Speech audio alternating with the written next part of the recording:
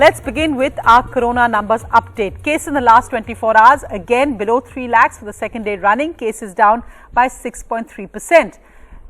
There the cases coming up. Let's look at the deaths in the last 24 hours. Now, this is bad news. These are highest deaths ever at 4,329, up by 5%. Now, remember, high deaths are usually related to the high cases of around 2 weeks ago.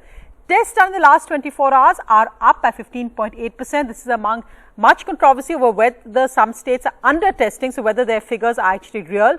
The positivity rate, that's good news, that's 14.09%. This is again down by nearly 4%. Vaccination in the last 24 hours are up 54% from the day before, but they're still much less than what we need to reach to actually achieve our vaccination target. Meanwhile, at the Health Ministry briefing today, Mr. Lav Aggarwal of the Health Ministry said we've done a good job by the fact that only 1.8% of our total population is affected by COVID. But that means that 98% of our population is still vulnerable. हमारा infection फैला जरूर है, लेकिन अभी भी केवल 1.8% देश की पॉपुलेशन ही उस इन्फेक्शन की चपेट में आई है जो कि पॉजिटिव पाई गई। यानी कि आज भी हमारे देश की केवल 2% पॉपुलेशन ही इन्फेक्शन या पॉजिटिव पाई गई है। लेकिन इसी के साथ एक कंटिन्यू चैलेंज फिर हम लोगों के सामने आता है। इसका मतलब यह है कि अभी भी वल्नरेबल बोले या ससेप्टेबल बोले, करीब 98% देश की पॉपुलेशन आज भी ससेप्टेबल है। Well, so 98% vulnerable, and here's the bad news. Deaths so far in just May have crossed 70,000. The total deaths in May, as we can see there with the numbers, the total deaths in May have been, in April and May, the high number there, but deaths crossing 70,000 just in May alone. Also at the Health Ministry briefing today, a presentation showing states which are actually coming down in cases and positivity rate. The states which are coming down are Maharashtra, Uttar Pradesh, Bihar and Delhi. Madhya Pradesh and Chhattisgarh are the states which are coming down. States rising as well, but let's just look at what the Health Ministry said. पिछली press conference में हमने discuss किया था कि 1 लाख से अधिक active cases देश में 11 स्टेट्स में हैं। वह घटते घटते अब केवल 8 स्टेट्स रह गई हैं, जिसमें से गुजरात, छत्तीसगढ़ और एमपी, उसमें 1 लाख से कम अब एक्टिव केसेस हैं। इसी तरह से 50,000 से 1 लाख एक्टिव केसेस वाली स्टेट, जो कि पिछली बार 8 थी, वे बढ़कर 10 हो गई हैं, जिसमें मुख्यतः ये 3 स्टेट जैसे मैंने आपसे अभी विनती की है, गुजरात, छत्तीसगढ़ और मध्य प्रदेश, अब 50,000 से 1 लाख एक्टिव केसेस हैं, और साथ ही दिल्ली जो है वह 50,000 से कम एक्टिव केसेस की दृष्टि में आ चुकी है। And while testing is going up, there are still big question marks over the number of tests several states are conducting.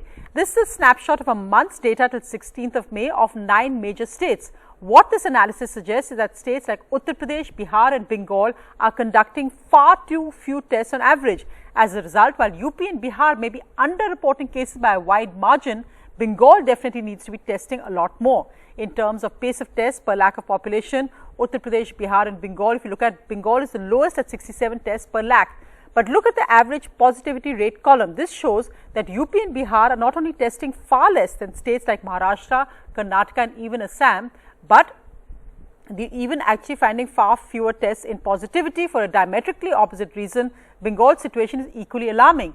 Its testing is low, but its positivity rate is very high, 30%. So the key mantra remains test, treat and treat the virus. The last column shows how the difference in new cases over the last 2 weeks.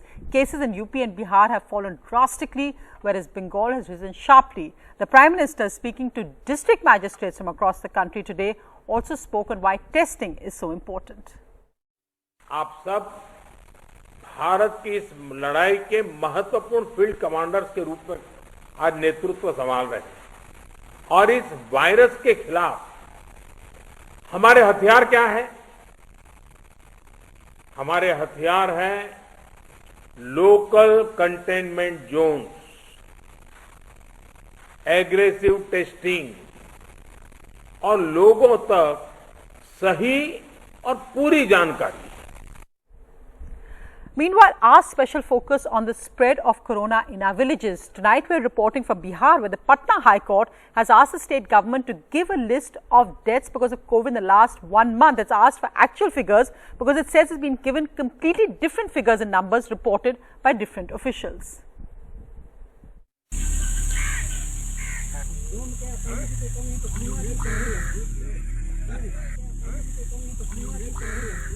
Days after 70 bodies surfaced on the banks of River Ganga at Buxar in Bihar, the Patna High Court has slammed the state government for glaring discrepancies in numbers reported by its own officials. While the Chief Secretary's affidavit said 8 deaths since March in Buxar, the Divisional Commissioner said 789 cremations had happened at Buxar's Char Dham Ghat between May 5th and 14th. The court pointed out that both the officials has not specified if the deaths were due to COVID or otherwise, and also there is no update on the number of deaths in Bihar. And now the court has asked the state government to file an affidavit in the next 2 days. In Ghoswar village, just 5 kilometers from Vaishali's district headquarters of Hajipur, Shiv Mangal Singh is performing the 13th day rituals of his 65-year-old brother who died of COVID. He blames what he calls the unresponsive healthcare system for the death. इलाज कराने के लिए तो हम ले ही गए, लेकिन इलाज ठीक कराने में ठीक नहीं हुआ। ऑक्सीजन का सिलेंडर हमको 1,05,000 में 2 सिलेंडर खरीदना पड़ा ऑक्सीजन का। एक 50,000 में लिए, एक 55,000 में लिए। इतनी दुर्दशा हुआ हम लोगों को। Suryadev Chaudhary lost his 36-year-old brother to COVID last month.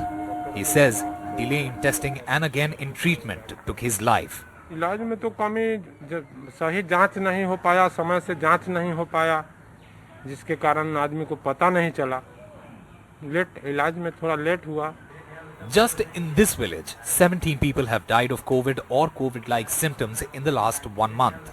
That has motivated people to come forward to get vaccinated, but the primary health center is shut as the vaccine is said to be out of stock.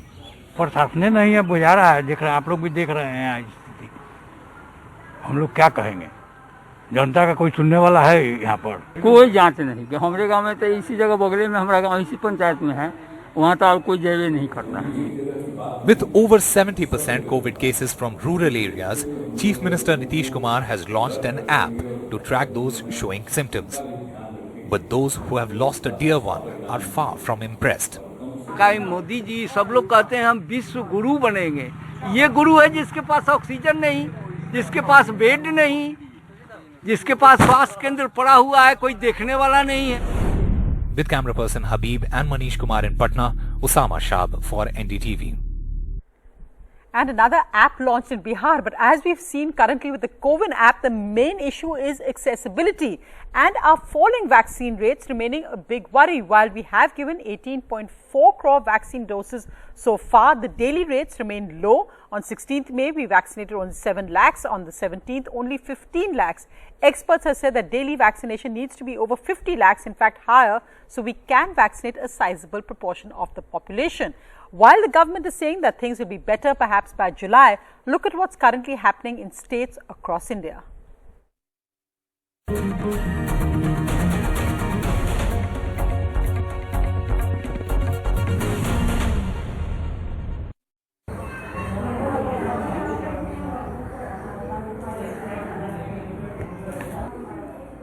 The vaccination drive in Telangana has been put off indefinitely. Today, in fact, is the 4th day when vaccinations are not happening in Telangana state. The state health department has said that they have run out of Covaxin. They have not got any fresh stocks from the health and family welfare department.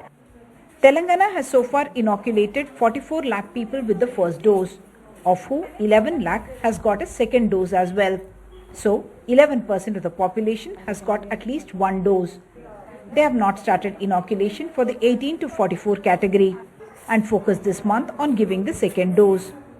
Just yesterday, in fact, Sputnik V had started its soft launch at Apollo, where in fact Dr. Reddy's foundation people and the laboratories employees and their families were vaccinated. As of now, after the emergency use authorization was given on the 13th of April, the vaccine has been allowed to be imported, which means about 1.6 lakh vials of the doses of the first dose for the vaccine, and 60,000 for the second dose have been brought in. 63-year-old Ali Muhammad has been making daily trips to this vaccine center in Srinagar for the last 11 days, but has found it locked each time as there is no vaccine available at the health facility. The tailor says the increasing number of cases has him worried. मिलता ही नहीं है किसी जगह, ये सब जगह अगर यह जिस जगह जाएगा उस जगह बोलते हैं वैक्सीन नहीं है। टीवी पर ये उसे बहुत भाषण देता है। Jammu and Kashmir reported 73 deaths due to COVID on Monday, the highest single-day fatality in the region. For last 11 days, most of the districts in Jammu and Kashmir have reported zero vaccination. Government, instead of making vaccines available, has chosen to stop releasing data on vaccination. Chennai has inoculated 50% of its 45 plus population and wants to boost the numbers through targeted vaccination drives of up to 25,000 people every day in industries, slums, residential and corporate communities, and doorstep vaccination for differently abled. Around 1.4 lakh doses, and we are right now doing around 20,000 vaccinations per day, and we hope to get more doses in the coming weeks. So we'll be able to reach a target is what we hope. With inputs from Nazir Masoodi in Srinagar, Sam Daniel in Chennai, this is Uma Sudhir in Hyderabad for NDTV. Meanwhile, Adar Poonawalla, CEO of the Serum Institute of India, currently in London, has issued a statement saying we never exported vaccines at the cost of the people in India. He added that many countries in the world were facing an acute crisis at the time we exported. Our government extended support during this period, saying also that India's vaccination drive cannot be completed in 2 to 3 months. We have delivered more than 200 million doses, that's amongst the top 3 in the world, saying that India is now receiving support from countries where vaccines and medicines were exported when our cases were low, adding that it's important to stay united to fight this pandemic. Well, looking at news from India's capital, Delhi cases are today at 4,482. The cases down by 42. Also, the good news is that deaths have come down. They're now below 300. That's the first time since April. Deaths down by 75. Testing is up. Our positivity rate is at 6.89%. That's down by 1.53%. And vaccinations in Delhi are up by 22,000. This can be seen really for the 13th straight day where Delhi has recorded more recoveries than positive cases. So the discharges are also going up from fresh admissions. So we can see that in many of the COVID care centers now there are empty beds, and as patients are discharged, the staff there, personnel are clapping and saying goodbye.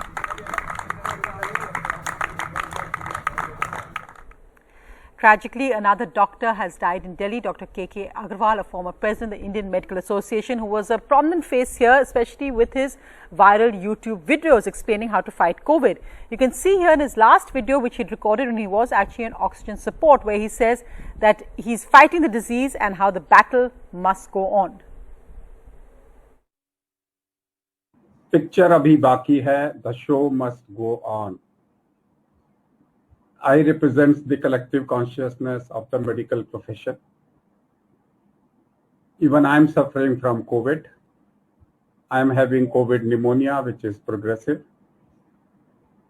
But even then, remember Raj Kapoor's word, the show must go on. Picture abhi baki hai. He will be missed, just 62 years old, Dr. KK Aggarwal. Meanwhile, another big political news, the Kerala government, the new chief minister, the second term chief minister, has decided to drop his entire cabinet. Yes, every minister in his cabinet will now be new. Also, the new cabinet will include his son-in-law.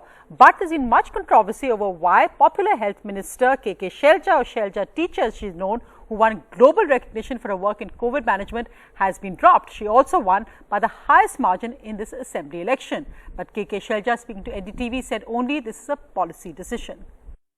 Radical changes for the Pinarayi Vijayan government 2.0. Except for him, all ministers are new faces. The outgoing ministers have been dropped. Even KK Shailaja, the former Kerala health minister who made global headlines for her handling of the pandemic.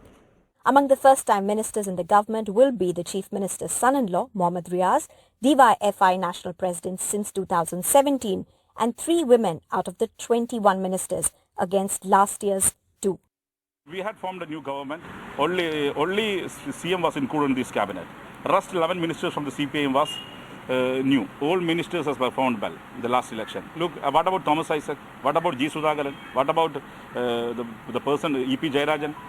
They didn't contest in the last election. Few among the ministers has contested in this election. We are not bringing back them as a minister. These are party decision. Party is bringing new face.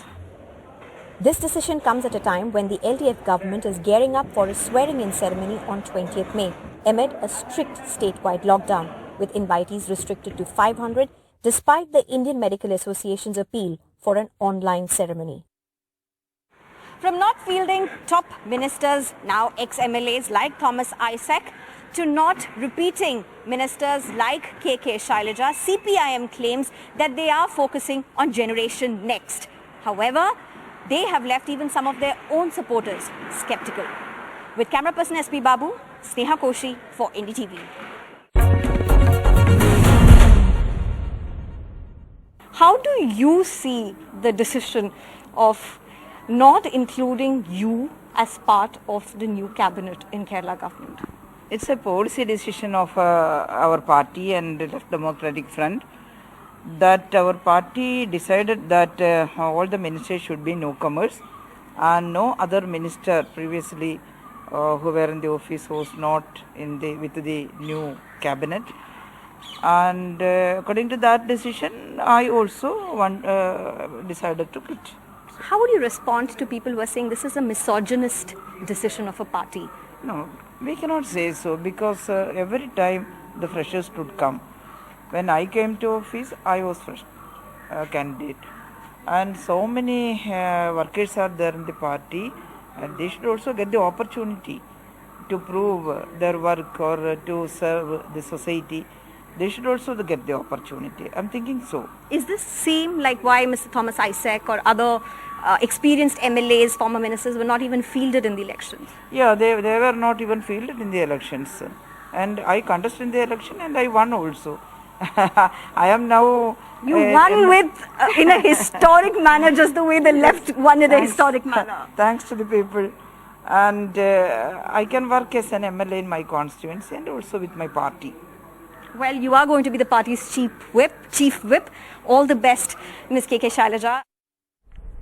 An exclusive interview there with NDTV. Meanwhile, moving to our special report on Cyclone Tangi's aftermath. Tangi, by the way, is named by Myanmar. It means a gecko lizard. So, Cyclone Tangi's aftermath across states. This is the first time a cyclone has hit states across the entire western coast. Naval rescues continued through the night, and there is now a very heavy rain alert in different states.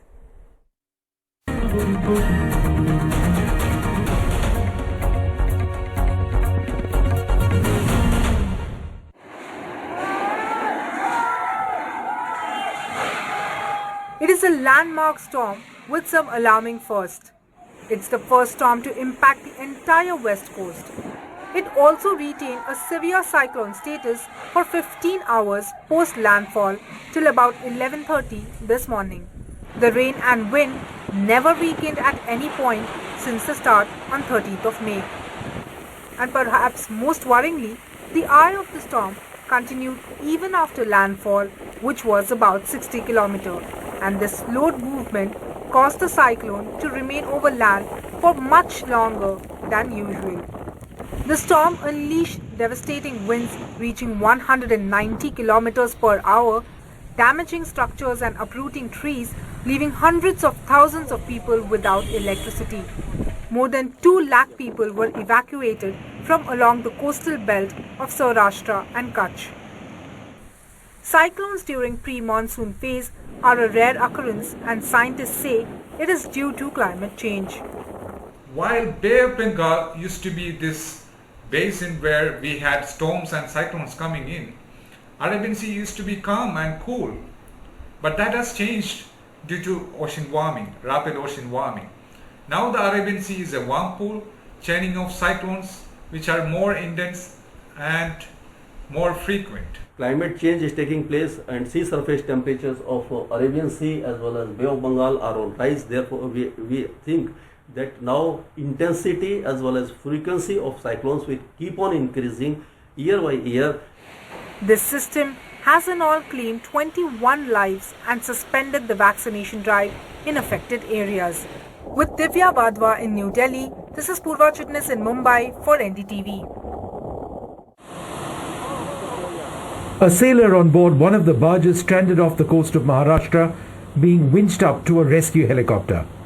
Elsewhere, survivors rescued by the Navy after a night of terror out in the Indian Ocean have been flown back to Mumbai on these helicopters. They say they endured hell overnight, not knowing if they would make it out alive. A few were rescued from this life raft.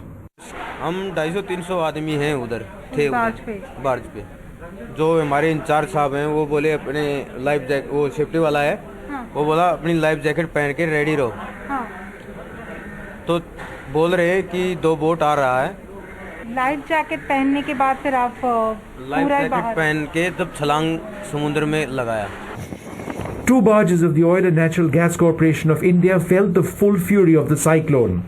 One of them, barge P305, has sunk at its location. The other, Gal Constructor, has run aground 48 nautical miles north of Kolaba Point. In total, there were 410 workers on board these barges. All 137 on Gal Constructor have been rescued, but so far 93 remain missing of the 273 on board the other barge. The Navy and Coast Guard will continue rescue operations through the night. With Purva Chitnish, Vishnu Shom for NDTV. Well, good news from the markets as they rallied for a second straight session today and hit their highest ever numbers in more than over a month. That's really more than 2 months since the COVID cases actually started spiking again. Let's just look at those numbers. Well, we can see that the markets now over 50,000. Those numbers just coming up. Now, as COVID-19 cases witnessed a decline in the country, the markets witnessed a 1.2% jump and witnessed their highest close in 2 months. The Sensex surged 612 points, closing at 50,193, and Nifty gained 184 points, ending at 15,108.